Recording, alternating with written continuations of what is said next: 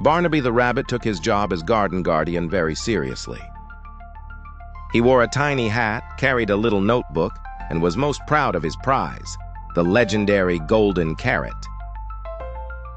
Every morning, as sunlight twinkled on the magical root, Barnaby would marvel at its shiny glow. In his best detective's voice, Barnaby told himself, "The golden carrot, the finest, shiniest vegetable in the whole garden." He couldn't imagine anything going wrong. Just then, Barnaby trotted off to fetch his watering can. He was never gone for more than a moment. But when he returned, oh no, the carrot was gone. In its place was a freshly dug hole. Barnaby's ears sprang up and he gasped in dramatic slow-motion horror. Who could have taken the golden carrot?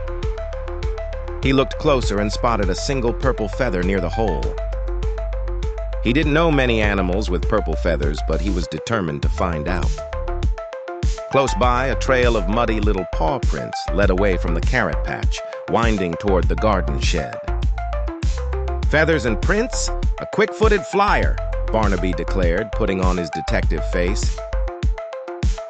Inside the shed, Barnaby found Squirrel, who was digging furiously and looking a bit nervous.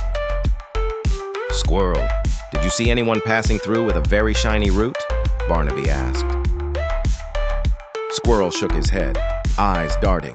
"Shiny? No, but I saw a flash of light near the big pumpkin patch."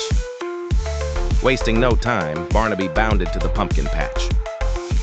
There, next to the largest pumpkin, he spotted an old rusted key.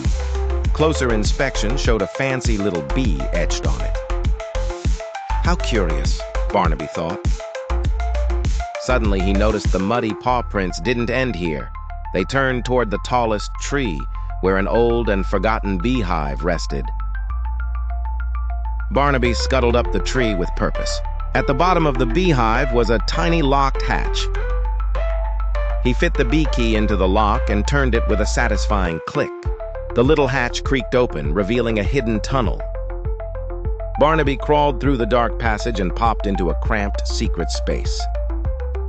There he found Magpie, wide-eyed and flustered, surrounded by a pile of colorful, shiny things. But none were golden. Barnaby pointed to the feather. "This feather is yours, Magpie. Where is the golden carrot?" Magpie shook her head with a flutter. "I just needed more shine. But I saw someone roll it toward the greenhouse. There's a riddle you need to solve to get in." Barnaby thanked Magpie and raced to the greenhouse at the edge of the garden. The glass door had a curious coded lock. It read, "I weep without eyes, I whisper without a mouth. What am I?" Barnaby tapped his chin. He listened to the breeze and finally whispered, "The wind." He whistled a tune, and to his surprise, the lock clicked open. The greenhouse was warm and steamy, bursting with huge leaves and flowers. In the very center, Barnaby spied the slowest creature in the garden, a little giant tortoise, trying to hide the gleaming golden carrot under a palm leaf. Barnaby almost laughed out loud. "The slowest creature in the garden? How did you do it?"